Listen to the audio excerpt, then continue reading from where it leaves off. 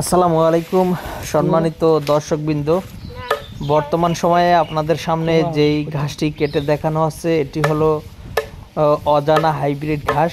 এটি পানিতে এবং শুকনা জমিতে দুই জায়গাতেই কিন্তু ভালো ফলন হয় এবং এই ঘাসটি বিশেষ করে যাদের জমিতে নাকি 6 মাস পানি থাকে কিংবা 6 মাস শুকনো থাকে ওই সব জমিতে এই ঘাসটি খুব সহজেই চাষ করতে পারবেন। দর্শক শ্রোতা, এই অজানা হাইব্রিড ঘাসটি হলো আপনার 12 মাস পানি থাকলেও হয়, 12 মাস শুকনো থাকলেও হয়, কিংবা 6 মাস পানি 6 মাস শুকনা এরকম জমিতেও হয়।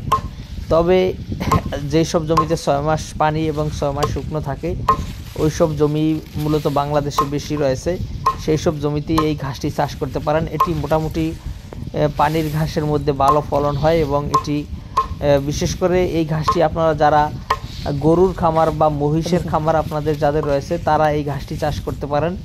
এটি ছাগল গারল কিন্তু অত বেশি খেতে চায় না, এটি গরু কিংবা মহিষ ভালো খায় এবং এটি দেখতে পাচ্ছেন কাটিংগুলো একটু মোটা, মূলত একটু মোটা হওয়ার কারণেই কিন্তু ছাগল গারল পছন্দ করে না বা অতটা বেশি খেতে চায় না। তবে ছাগল এবং গারলের জন্য আপনারা চাইলে জার্মান ঘাসটি